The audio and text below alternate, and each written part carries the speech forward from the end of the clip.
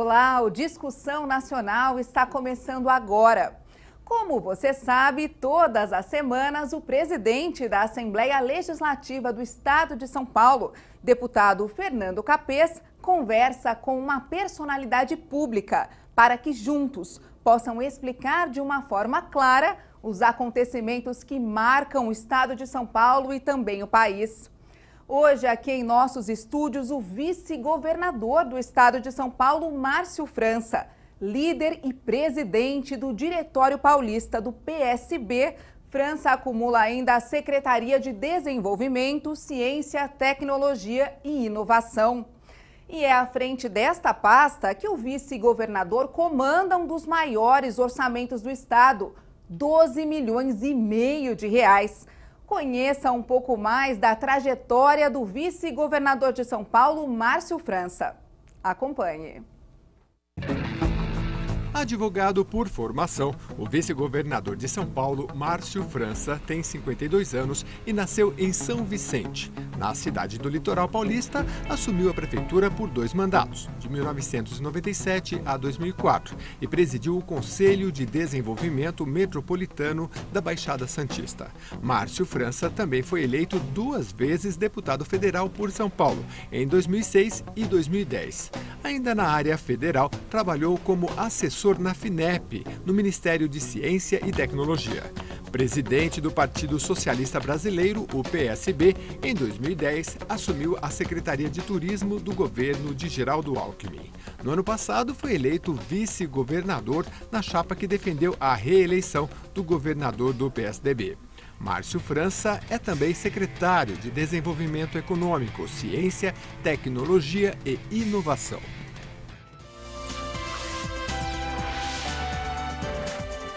No programa Discussão Nacional, você fica por dentro dos temas mais relevantes e atuais da política, não apenas de São Paulo, mas nacional.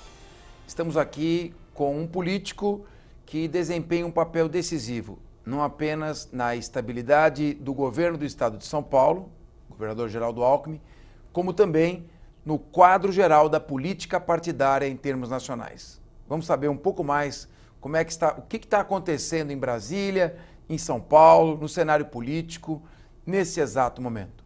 Mas antes, vamos conhecer um pouquinho mais do início dessa trajetória do nosso vice-governador, o advogado Márcio França. Márcio, prazer estar aqui recebendo você na Assembleia Legislativa. Queria que você falasse como é que foi essa sua primeira transição da carreira de advogado atuante para a política. Como é que você entrou, como é que foi sua primeira eleição para vereador e como você decidiu entrar para a política? Olha, eu diria, Capês, que foi ao contrário, né? Eu venho da luta do movimento estudantil, né? E eu fui fazer faculdade de Direito para ser político. Então, é ao contrário. Eu já muito jovem, eu venho de uma família que só tem médicos, né? E meu pai era médico, meu avô era médico, em São Vicente, em Cananéia, no Vale do Ribeira. E, enfim, e eu aí resolvi ser político, dizia para o meu pai, político. Ele falou, não fala mais isso aqui em casa, que em casa ninguém faz essa coisa errada e tal. Ele fala, pai, mas tem que ser político para inverter essa lógica do senhor. Naquele tempo ainda havia as restrições, em Santos não se votava prefeito, né? Enfim, era mais duro aí da política nacional. E aí eu fui fazer a Faculdade de Direito de Santos, na Católica de Santos, e logo me envolvi com o movimento estudantil. Disputou diretório acadêmico? Eu fui presidente do diretório acadêmico. Você foi presidente do diretório acadêmico? Da Atlética, da Comissão de Formatura, da Comissão de Trote, do DCE, da Unisantos, Você enfim. pegou aquele período de transição, não é, Márcio? Que Peguei. A primeira eleição para governador do Estado, em 82. 82, Montoro. 82, foi Montoro. Uma chapa com Montoro, Severo, né, que era da esquerda, enfim, Almino. O que acontece é que essa montagem inicialmente, aí eu me filiei ao PSB, né, muito jovem, e fui eleito vereador, e nessa primeira eleição de vereador nós éramos muito poucos vereadores no estado de São Paulo do PSB. O Roger Ferreira foi o mais votado deputado de São Paulo, mas não se elegeu porque não atingiu o coeficiente, né? E começamos a construir o partido, eram muito poucos no estado de São Paulo, 6 vereadores só elegemos naquela época, né? Hoje somos milhares aí no estado de São Paulo, e foi uma longa trajetória. Conheci a doutora Arraes, aí a doutora Arraes filiou no partido, junto com o Eduardo, o doutor Miguel Arraes, que era governador, vinha do exílio para ser candidato a governador de novo, exilado que estava na Argélia. Ele voltou para ser candidato, se elegeu em Pernambuco de novo, pela terceira vez. Aí ele tinha sido cassado, né, preso, cassado. E aí, enfim, criei uma relação com ele muito próxima, de amizade, uma pessoa muito experiente, que serviu muito a mim. E mantinha uma relação de amizade, ainda aqui à distância, com o Mário Covas, pela família, pelas amizades. Enfim, quando eu fui prefeito, ele era governador. Peguei aquele momento mais difícil do governo de São Paulo. E ele me ajudou muito em São Vicente, tinha um carinho muito grande pela cidade. Foi a última obra que ele visitou vivo, de cadeira de roda, a Renata levando ele lá no México 70, em São Vicente. É uma obra de uma favela grande, gigante que tem lá. Você se elegeu, a primeira eleição de prefeito foi qual mandato? Foi 97 a 2000. 97 né? a 2000, depois o segundo mandato já com Covas doente. Exatamente. Aí, em 2000, eu vim a ser reeleito e aquela reeleição chamou a atenção pelos números. Eu acabei sendo reeleito com 93% dos votos, numa cidade com 2 turnos, no primeiro turno, evidentemente, e isso chamou a atenção, né? Fizemos 100% dos vereadores na Câmara e criou um fato nacional. As pessoas, havia muitas urnas com 100% dos votos, enfim. E aí, no segundo mandato, o doutor Arraes me chamou e falou: Márcio, você é o único que foi reeleito prefeito e que não é candidato a deputado, do nosso partido mais antigo, né, dos mais antigos. Então, queria que você pensasse em coordenar a campanha de um presidente da República. Então, vamos ter um candidato dessa vez à presidência. E filiou o Garotinho, na época que era governador do Rio. E eu, então, pedi licença para a Câmara de Vereadores, para a cidade, fui morar no Rio 1 ano e coordenei a campanha presidencial do Garotinho nacionalmente, né? Seu primeiro contato com política em nível nacional? Foi lá, na coordenação da campanha de Garotinho. Fizemos uma eleição super difícil, heróica, porque, enfim, muito pouca estrutura, mas ganhamos o governo do Rio, naquela época com a Rosinha, né? E ganhamos e deixamos ir para o segundo turno por 200 mil votos na eleição nacional, fizemos 16 milhões de votos. Eu lembro que o Garotinho complicou um pouco o Lula num debate, perguntando sobre a CID, e o Lula não sabia o que significava. Pergunta nossa. Você que plantou aquela maldade no debate? Não, era contribuição de intervenção do domínio econômico. Parecia uma coisa simples, mas a gente sabia que o Lula talvez pipocasse, né? E era o Beto Albuquerque, que hoje é deputado, foi candidato a vice da Marina, que foi quem nos ensinou isso uns dias atrás, lá no Rio Grande do Sul. Ele era secretário de transporte, tinha relação com esse tema, enfim. E aí foi a eleição do Garotinho, depois da eleição voltei, completei meu mandato de prefeito, né?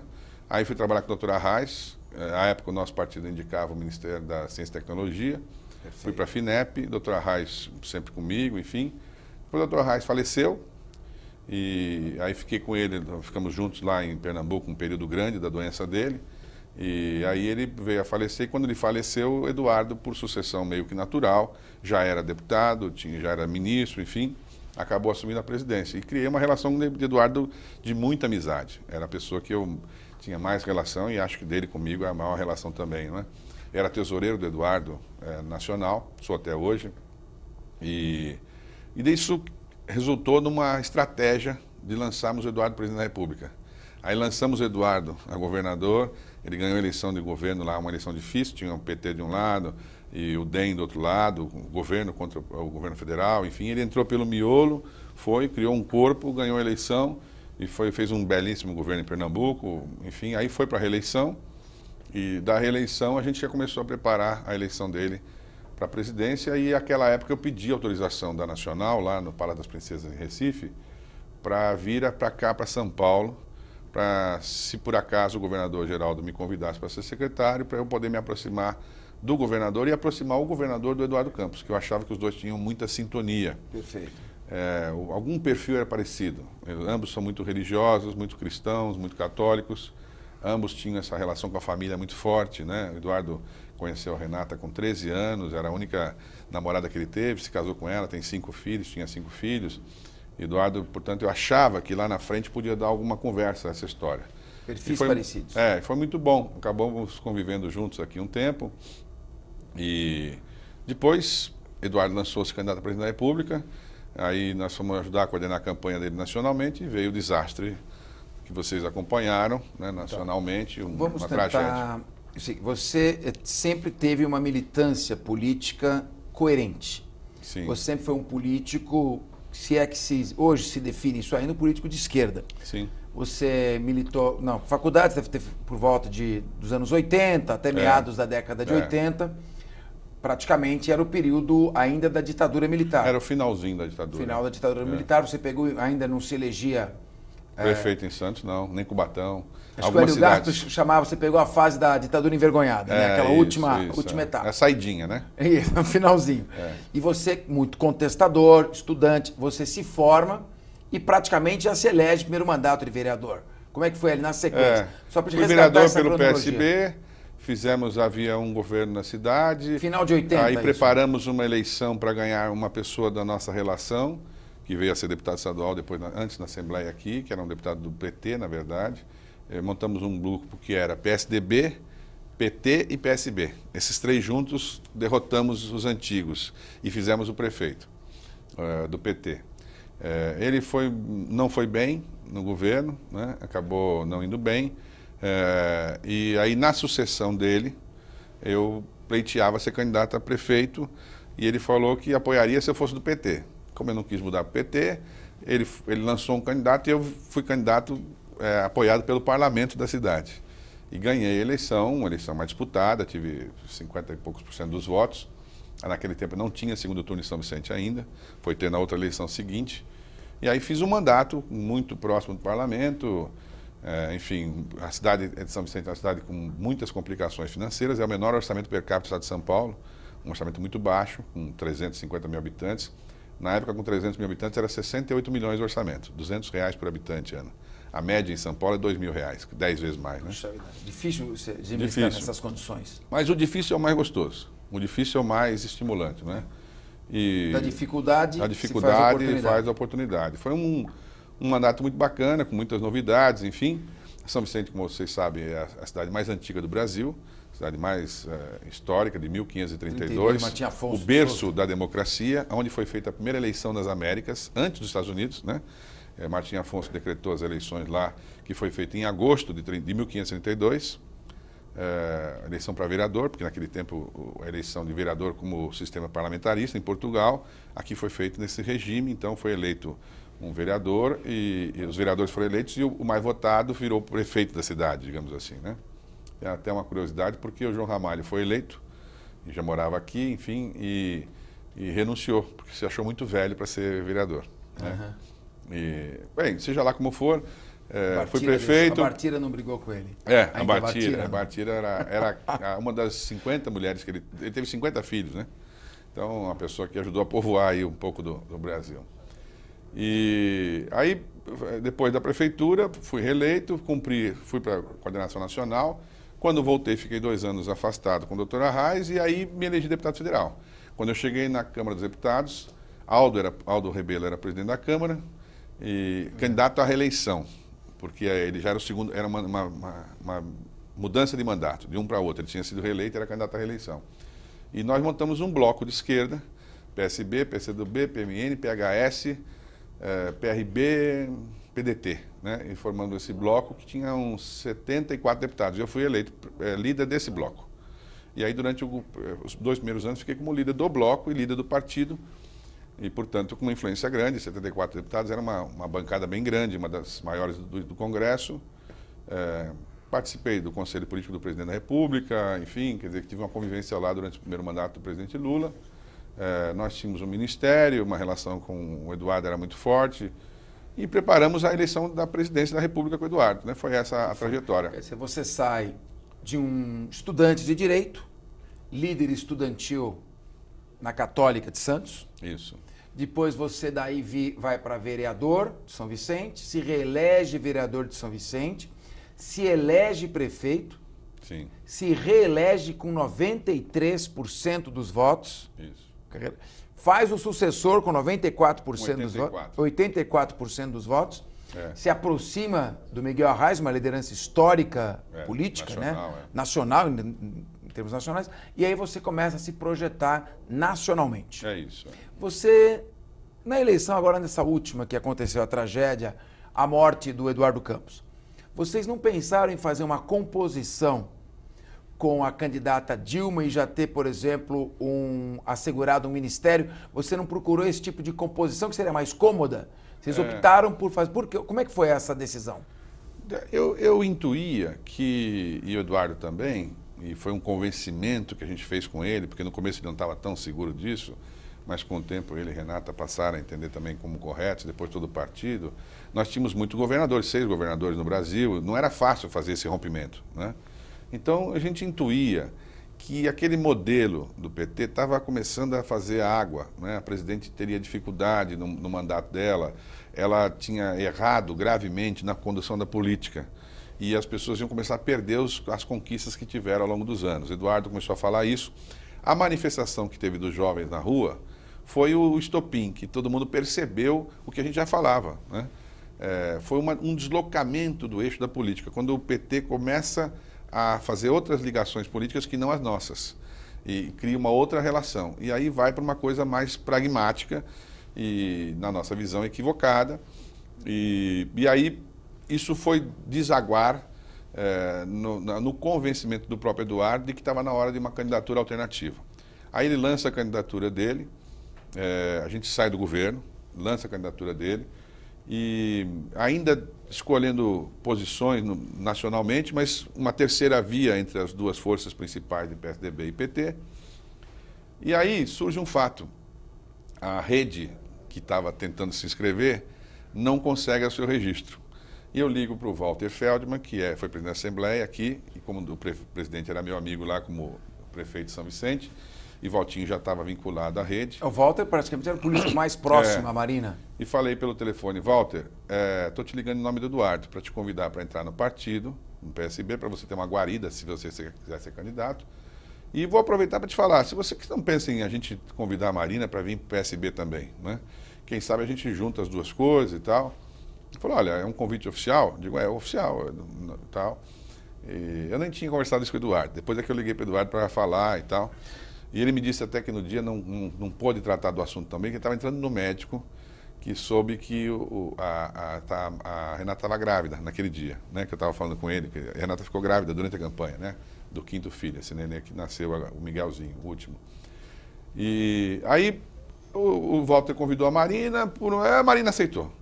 Eduardo veio de Recife e nós filiamos a Marina e foi aquela explosão também nacional da filiação da Marina. Não deu nenhum estresse da Marina ir no começo não. Poderia ameaçar o Eduardo Não, tinha essa chance, mas era do jogo também, enfim. Ela é uma pessoa diferenciada, enfim, tinha já um prestígio de 15, 20% dos eleitores. Nominalmente era mais forte que o Eduardo. Mas nós tínhamos a consciência que ela encaixava perfeitamente na vice. Ela ajudaria a fazer o plano inicial. Tanto é verdade, Eduardo faleceu às 10h05 da manhã, lá em Santos de novo, né? Estava lá esperando, o avião passou, enfim, caiu e ele faleceu. À noite daquele dia, na primeira pesquisa, a Marina já tinha 20 pontos, exatamente os 20 que ela tinha inicialmente. Uma semana depois, aqui em São Paulo, ela chegou a ter 48 pontos, 42 nacionalmente, quer dizer, ela estaria ganhando a eleição no primeiro turno, porque eu tinha eu divergia com o Eduardo só numa coisa, eu dizia que ele ganharia a eleição no primeiro turno e ele dizia que ganhava só no segundo. Eu tinha absoluta convicção que nós ganharíamos no primeiro turno. Eduardo estava pronto para ser um grande presidente, porque ele juntava a habilidade da política com uma boa gestão, uma gestão forte, né? Muito focado em gestão em Pernambuco, e por ser nordestino, teria aquela faixa de Pernambuco, os estados principais do Nordeste, Bahia, Pernambuco e Ceará, formam um contingente de quase 25 milhões de eleitores. E é lá que está o segredo da eleição, porque o Sul, Sudeste, Centro-Oeste sempre vota mais ou menos com a oposição e o Norte e Nordeste com o governo. Então, o grande segredo era furar um dos estados. Eduardo certamente furaria muito fortemente Pernambuco, tanto que, quando acabou a eleição, a Dilma ganhou a eleição em Pernambuco. Se Eduardo tivesse vivo, ela teria perdido, e a diferença que ela perderia lá, teria perdido a eleição nacionalmente, porque ela ganhou por 3 milhões de votos nacionalmente do Aécio, né? É verdade. Então, é interessante. O que se nota aqui é que você não foi um político pragmático, você foi um político que teve uma linha de coerência. Ou seja, pragmaticamente, você juntar o Eduardo Campos na campanha da Dilma, praticamente asseguraria uma eleição e dividiria uma gestão. Você optou pelo risco. Você foi como foi anteriormente também. Porque não adianta só ganhar. Eduardo tinha uma palavra muito bonita que dizia, às vezes você ganha perdendo e perde ganhando. Ela ganhou perdendo. Você está vendo o que está acontecendo atualmente. Quer dizer, ganhou, mas perdeu. Ganhou na eleição, mas perdeu na política. Está com um governo frágil, todo espedaçado, quer dizer, não está com um governo seguro, ela não está se sentindo empoderada para ser a presidente, né? Tem muita dificuldade. E o Brasil sofre, as pessoas percebem isso, porque os problemas são econômicos, mas as soluções são políticas. E os partidos estão pragmáticos também, estão muito pragmáticos em geral? Estão, mas tem um fundamento. Ao contrário do que as pessoas falam, a grande maioria é idônea. A grande maioria é idônea. É que, claro, os fatos que chamam a atenção são dos que não são idôneos. Então, cria um estigma, né, de que todo mundo é mau caráter e tal. Mas na política tem uma boa parte que é idôneo, que se dedica àquilo de verdade, enfim. E acho que, no caso do Eduardo, ele teria a chance de poder unir os dois lados.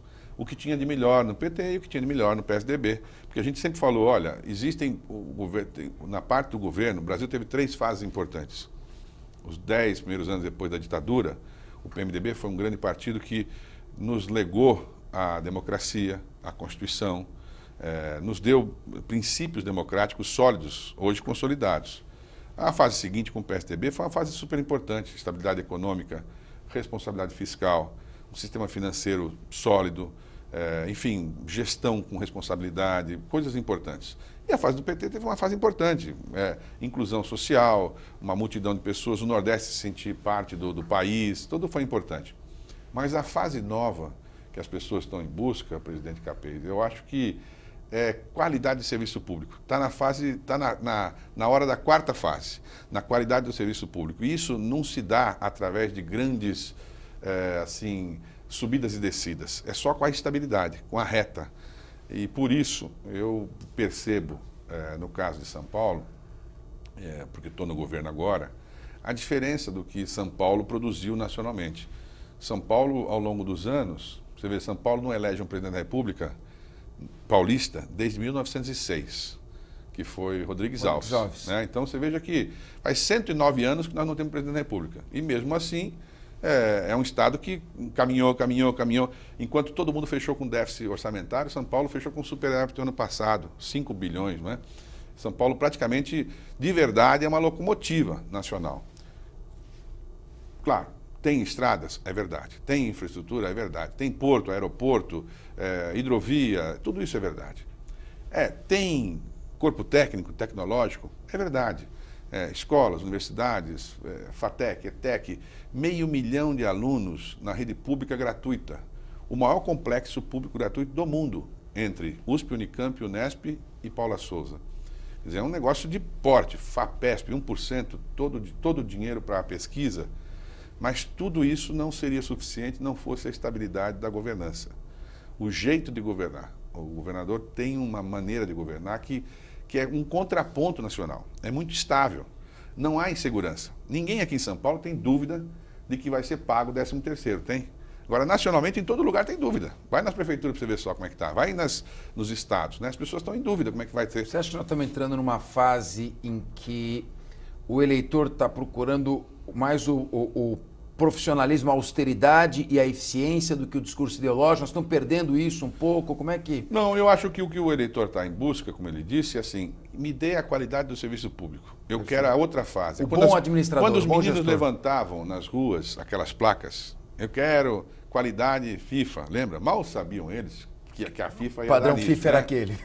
Mas quando eles levantavam aquelas placas, o que eles queriam dizer é o seguinte, me deem qualidade de serviço público. Eu quero uma educação que eu não precise obrigatoriamente ir para um particular.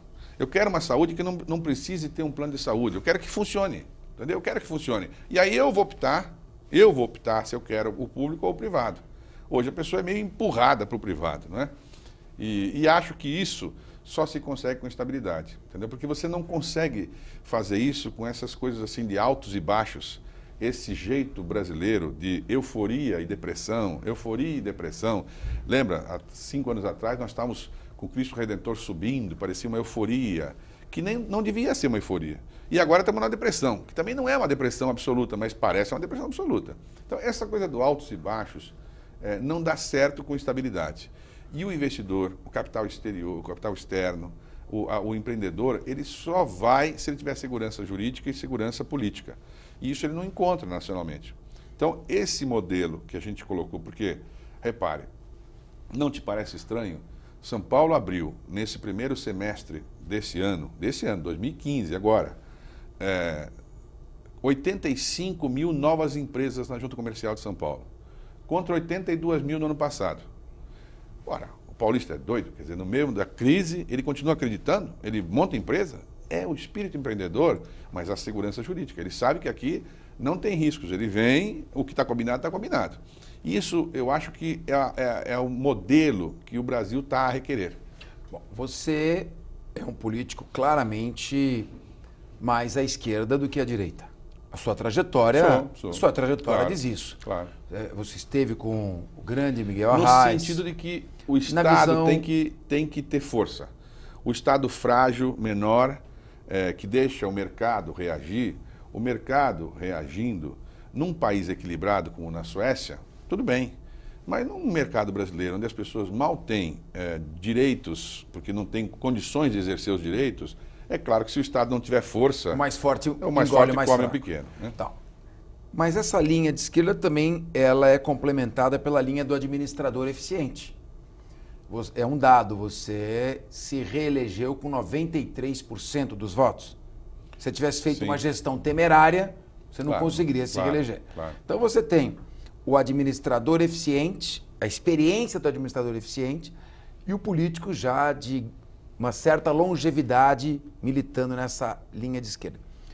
Hoje você vê um Estado menor como necessariamente um Estado eficiente, como conciliar os altos custos da manutenção da burocracia estatal, os altos custos da presença maior do Estado, com a necessidade da agilidade e da eficiência. Como fazer essa...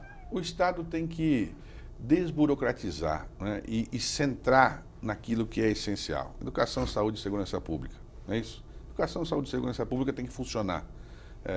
Quase que uma coisa tem a ver com a outra. Porque com boa educação você usa menos a saúde e tem menos problemas de segurança pública. Né? Então, quer dizer, força na educação, de qualidade, tecnologia, ponta, inovação, apoio financeiro, gente bem remunerada, tudo isso vai criando um corpo que vai dando a chance de você pegar um país como a Coreia, Singapura, coisas muito com super dificuldades e traduzir num país de ponta, como aconteceu com o Japão, né? Mesmo com tantos problemas e tal, num país que é uma nesga de terra, cheia de confusões. Você acha que está na hora do Estado sair, Estado que eu digo poder público, sair um pouco dessa atividade de exploração econômica, em regime de concorrência com outras empresas, começar a se recolher para aquilo que é essencial? Claro. E mais do que isso, o Estado tem que facilitar as pessoas que empreendem. O Estado hoje ele dificulta. Nós criamos um Estado, presidente, que ele acabou distorcendo a lógica. Como teve muito caso de corrupção, confusão, rolo, há um pressuposto que a fiscalização tem que ser muito bem equipada. E é verdade. Ministério Público, Tribunal de Contas, enfim, auditoria, controladoria, polícia e tal. Só que esse corpo ficou tão poderoso e tão empoderado, bem remunerado, contra um corpo muito frágil de execução. As pessoas que executam o orçamento do Estado, as pessoas que trabalham no Estado, que são funcionários públicos, eles estão todos acuados, com medo de decidir, com medo de tomar decisão, porque eles decidem e são processados, e se assustam. E os políticos também. Então, o bom político se afasta, o mau político entra, porque para ele tanto faz, e o servidor público vai acuando. Com isso, nós fizemos a salsicha comendo o cachorro. É importante ter fiscalização, mas a função principal do Estado não é fiscalizar, é executar. E para executar tem que decidir, não tem outro jeito, tem que decidir. E a decisão tem que ser facilitada. Quando você tem quem decide em nome do povo? Os eleitos, os deputados estaduais. Eles é que decidem em nome do povo. O resto, todo mundo tem função delegada. Então, quem tem que decidir são os deputados estaduais, os deputados federais. E o Executivo tem que, eventualmente, interferir, pedir, olha, isso aqui está precisando mexer para poder facilitar a vida. Nós não podemos ter uma lógica hoje de que, assim, vou abrir uma empresa, não sei do que, vai demorar 3 anos para passar não sei aonde, Agora, recentemente, você estava lá, nós inauguramos um novo sistema da Junta Comercial de São Paulo. Em São Paulo, agora, você abre uma empresa de responsabilidade limitada em 48 horas. Antigamente levava 130 dias. Então, usar as tecnologias de ponta para você facilitar a vida das pessoas é uma das tarefas que nós temos que fazer, não é? Quer dizer, o Estado tem que destravar. Além das dificuldades financeiras, tem que destravar. As pessoas não podem ter medo. Quem tem coragem de investir, devia ter um tapete vermelho para ele poder empreender, para ele poder arriscar, né? Porque, agora, ele não tem porque não tem segurança jurídica, ele tem medo, né? Você acha que nós temos uma tendência a levar toda e qualquer polêmica para o judiciário? Nós judicializamos muito as questões que poderiam ser resolvidas pela administração? Por exemplo, uma violação ambiental ou uma violação de uma disposição urbanística. A própria administração poderia rapidamente agir e corrigir. Claro. No entanto, o que acontece? É uma precipitação de ações com liminares e aquilo fica paralisado. Isso leva à insegurança jurídica? É fácil o senhor pegar o exemplo oposto, né? Qual era a pauta da Assembleia que tinha aqui antigamente? 200 projetos esperando? 100 projetos? Quantos foram votados em 7 meses, 8 meses? Nós tiramos 763 projetos da pauta votados e quem decidiu isso? Vocês, os eleitos pelo povo de São Paulo, que são... Se vocês não decidirem, o judiciário acaba decidindo, porque ele é provocado a decidir. Se os legisladores decidirem, está resolvido. Agora tem que decidir, né? Quer dizer, e se não tiver apto, não tiver maduro para decidir, aí vota contra e vamos derrubar. Certo? Agora, o que não dá é essa insegurança que a gente produziu no Brasil, fez com que as pessoas ficassem com medo das coisas e o servidor público receoso, com receio de ser processado, pessoa física, porque eles respondem por improbidade, pessoa física, uma coisa que, na verdade, ele tomou a decisão, e é claro que as pessoas se assustam. Veja, não é normal, eu disse isso, presidente. Por exemplo, nós temos aqui em São Paulo 645 municípios. Se um prefeito tiver a conta rejeitada no Tribunal de Contas, normal, 2, 5, 10, 50, 10%. Agora, quando 400 prefeitos têm conta rejeitada, alguma coisa está errada. Alguma coisa está errada. É como um professor. Professor, na sala de aula, tem 30 alunos. Se um aluno repete, 2, 3. Agora, se 20 alunos reprovarem, muda o professor. Porque alguma coisa está errada. Não é possível que 20 alunos não consigam entender o que o professor está falando. É mais fácil o professor estar errado. Então, nós precisamos alterar essa lógica, né? E acho que... No caso, o professor são essas leis instáveis, essas leis que não... O tribunal não tem culpa. O Tribunal de Contas julga o que está na regra lá. Agora, nós precisamos criar as alterações para empoderar de volta aqueles que foram eleitos. Nós tivemos um evento recentemente na Assembleia. Eu soube, com mais de 200 prefeitos. Nós estamos justamente discutindo isso.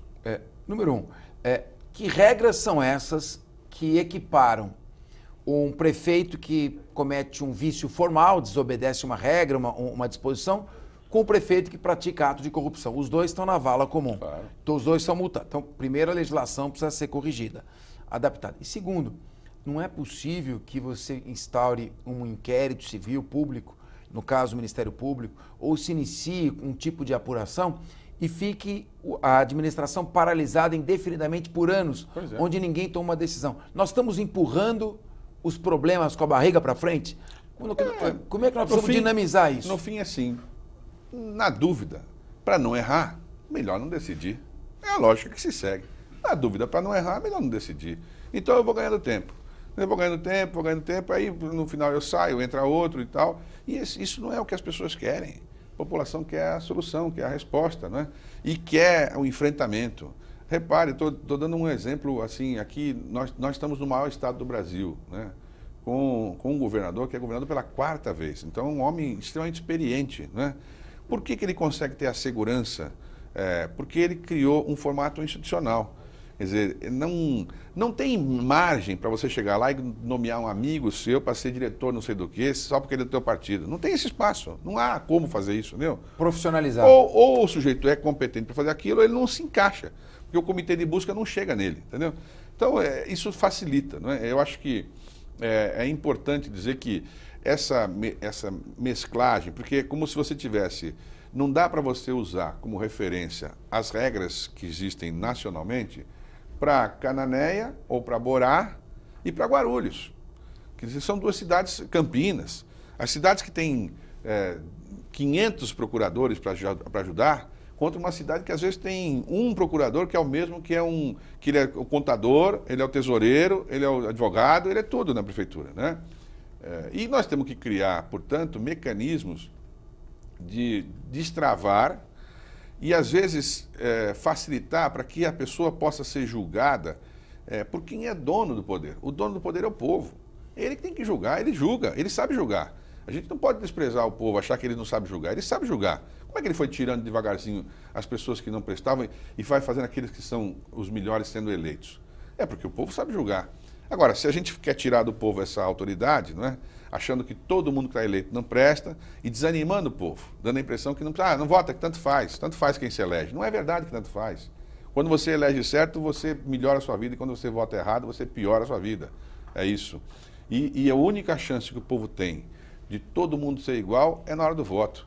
Que a pessoa mais rica de São Paulo, o mais rico dos ricos de São Paulo, o voto dele vale 1. E a pessoa mais humilde, da favela mais pobre, não sei o que, também vale 1. É 1 para 1.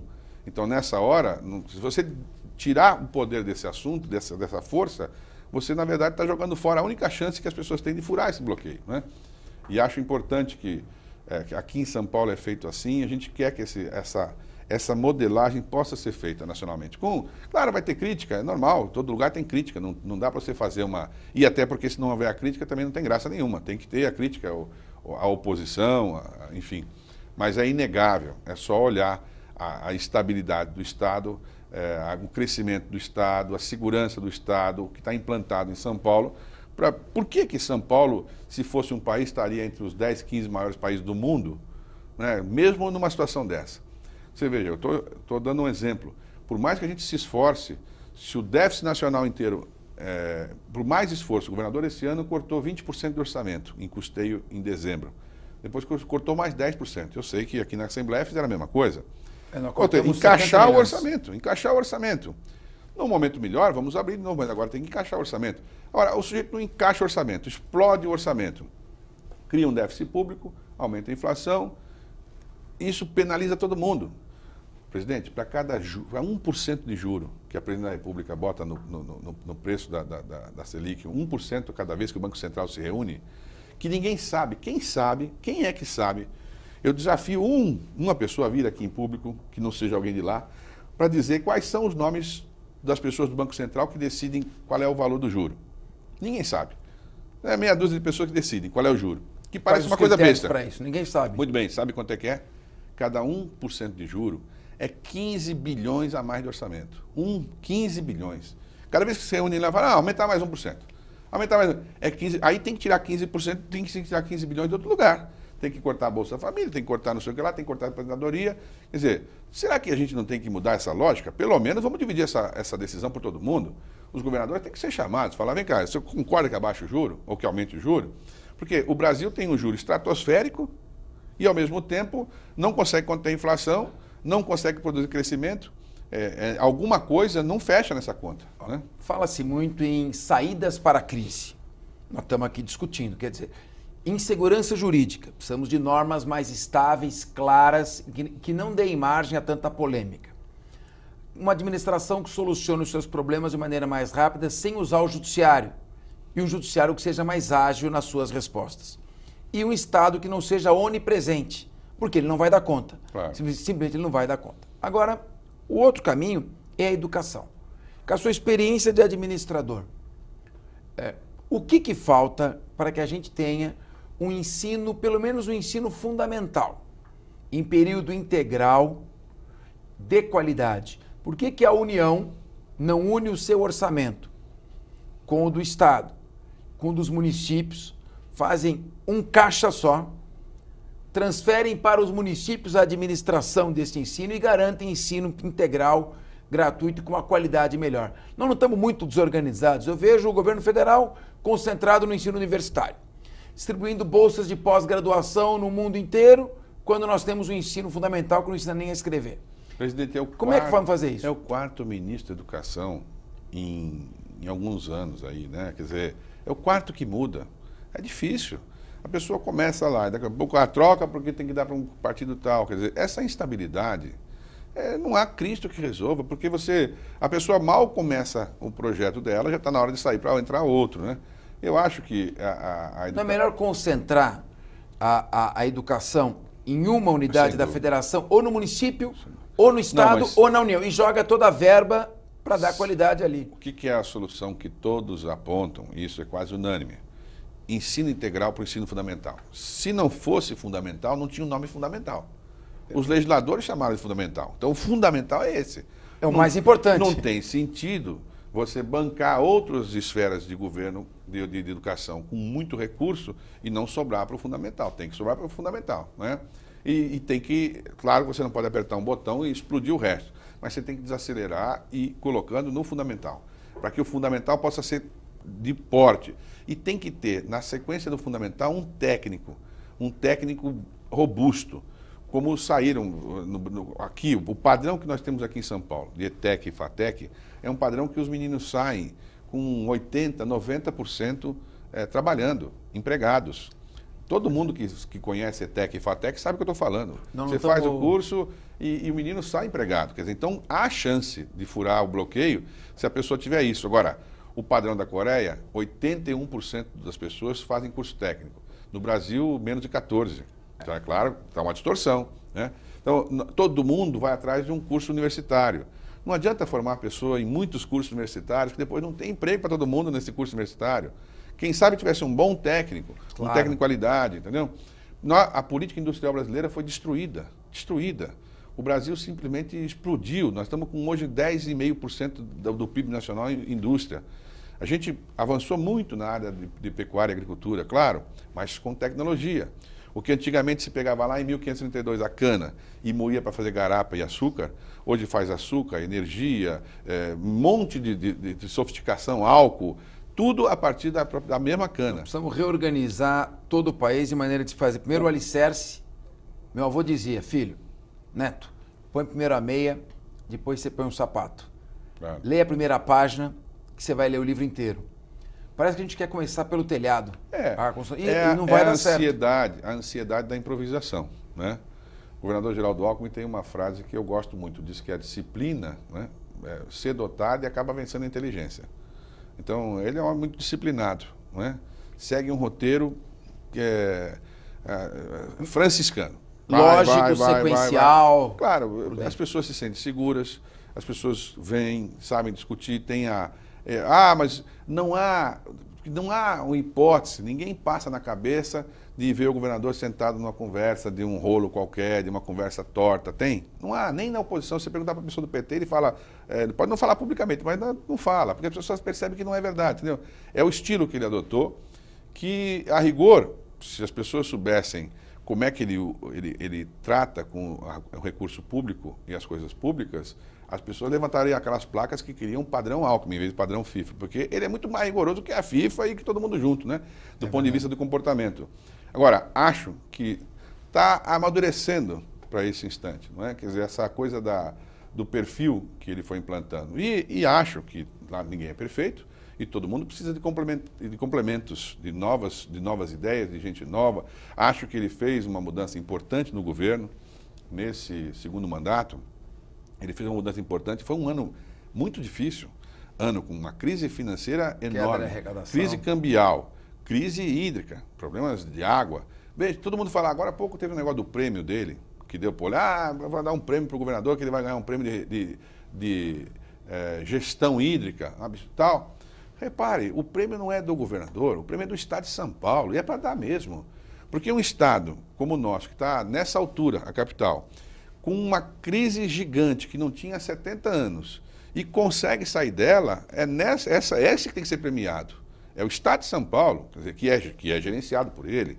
Ou seja, adiantava fazer aquela coisa que todo mundo queria, tocar fogo no boné do guarda para falar que vai ter rodízio, vai ter não sei o que lá, que vai ter... criar um pânico. O que adiantava o pânico?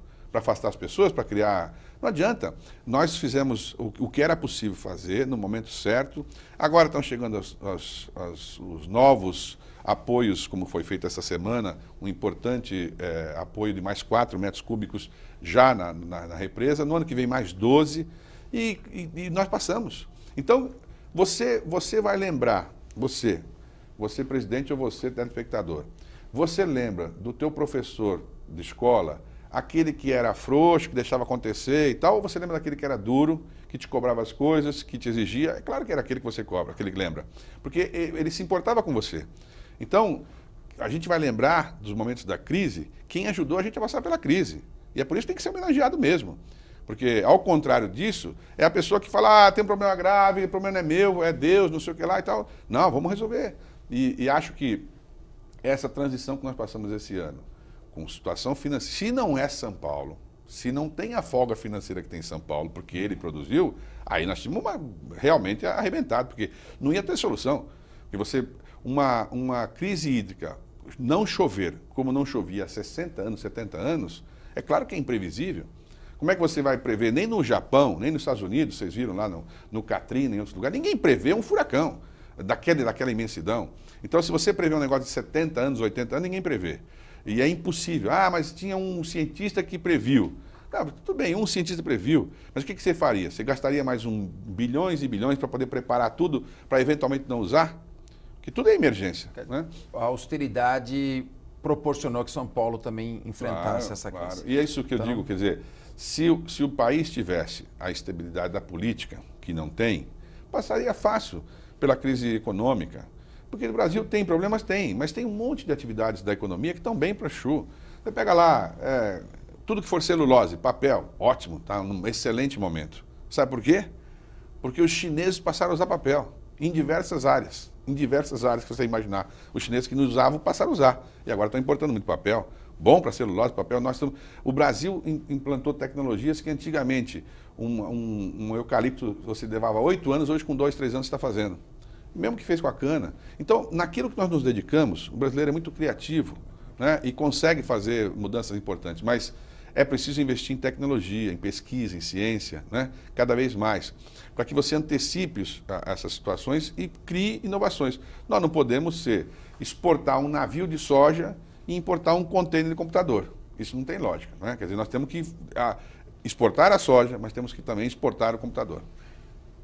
Nós estamos aqui ouvindo um político experiente, que sempre militou na esquerda, mas tem a experiência do administrador bem-sucedido.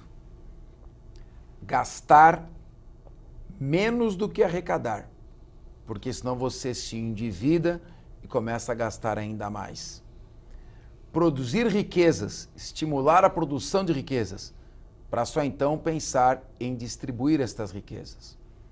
O sonho do chamado welfare state, que é o Estado provedor do bem-estar, só se mantém se o Estado tiver uma economia forte, capaz de fazer jus e realizar os direitos que ele enumera.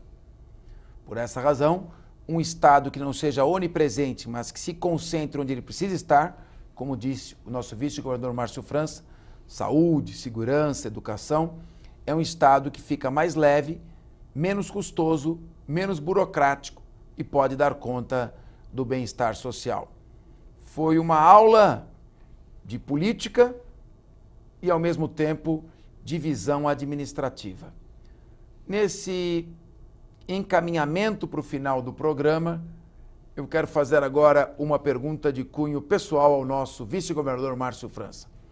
Márcio, você viajava muito com o candidato Eduardo Campos durante a campanha para presidente da República. Por diversas vezes, você esteve em voo com ele. Sim. Era para você estar naquele voo que caiu? Você sabe, Deus tem umas coisas estranhas, assim, pela relação que eu tinha com ele, talvez tivesse que estar. Naquele dia, no dia anterior, ele foi fazer o programa do Jornal Nacional à noite, era a primeira entrevista dele, né? E nós estávamos juntos aqui em Moema, estudando no flat com ele, o que ele ia falar. Eu, ele, o menininho pequeno, um dos filhos, enfim. E aí, quando foi a hora do almoço, saímos para irmos para o aeroporto, pegar o voo e irmos para lá. E quando eu desci, recebi um telefonema da secretária do nosso partido, que havia 2 candidatos, homens, mulheres, aliás, haviam desistido de ser candidatos a deputado estadual. E eu precisaria retirar 4 homens candidatos, aquela proporcionalidade que existe. E tem que convencer a pessoa a sair. Então não é uma coisa que você possa tirar. Aí eu falei, Eduardo, não vai dar para ir. E fiquei no partido. E assisti o programa no partido e tenho até hoje no celular a mensagem que mandei para ele no final do programa, que ele foi muito bem no William Bonner, uma pergunta difícil ali. E falei, Eduardo, você foi muito bem, você tal. E ele falou, arrasamos, tal, uma coisa qualquer. E ao final, o William Bonner me contou depois que ele bateu no ombro e falou, te encontro no segundo turno, William. E saiu daquela reunião, quando foi meia-noite, ele me ligou e me disse, Márcio, eu não vou conseguir estar aí amanhã cedo às 8 para o programa de televisão. Dá para você fazer o programa para mim aí em Santos? Falei, Eduardo, mas as pessoas querem ver você e tal. Não, mas venha, vai você, que olha, eu estou saindo daqui meia-noite, ainda vou jantar, ainda tenho uma conversa, depois é que eu vou dormir. E eu fui fazer o programa, às 8 da manhã. Quando eu saí, entrei às 8 na Santa Cecília e não estava chovendo. Às 9 começou a chover. E eu fui em direção ao Guarujá, atravessei de balsa ali, de barco da Dersa para o Guarujá. E, resumo, se ele viesse no horário normal, que ele nunca atrasava, ele teria saído lá cedo, teria chegado em Guarujá, não estava chovendo, teria pousado. Ele, ao atrasar, ou chegar mais tarde, ele chegou exatamente às 10h05, pegou a tempestade, no miolo da tempestade, né? E, enfim, os desígnios que Deus escolhe para a gente, para o momento. Quando o Eduardo faleceu, alguém me cobrou disso, falou, Eduardo foi enterrado, o partido foi enterrado junto com o Eduardo?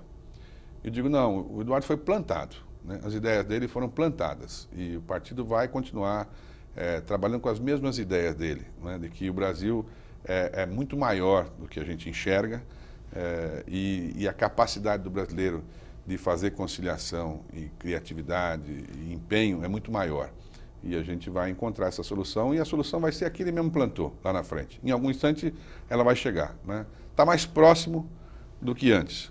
Ele, lamentavelmente, não teve a chance de poder fazer essa transição. Ele seria um homem talhado para esse momento, né? Uma pessoa de conciliação.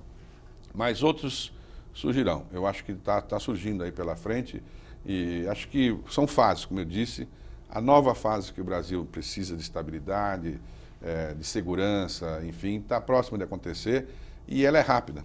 Assim que a eleição vem, pouco tempo você muda tudo, a sensação, e acho que essa sensação que nós estamos hoje, assim, de depressão, de que vai tudo dar errado, o ano que vem é um outro ano, melhora de novo, já começa um pouco a economia a evoluir, não vai ficar como deveria ficar, ou como poderia ficar se fosse uma outra pessoa, mas acho que nós estamos próximos de chegar a esse ponto. E Eduardo vai ficar sempre na minha memória como alguém que anteveu esse momento e previu que isso ia acontecer. Cada instante que está acontecendo hoje, Eduardo previu e com ele seria diferente. O acaso tira Eduardo Campos dos seus familiares, o acaso tira Eduardo Campos da política, mas o acaso deixa conosco Márcio França. Que você faça valer a pena. Muito obrigado. Ele usava uma frase, Eduardo, que eu gosto muito, diz que é impressionante a força de uma ideia quando o tempo dela chegou. Quando o tempo da ideia chegar, nada segura. O tempo está para chegar.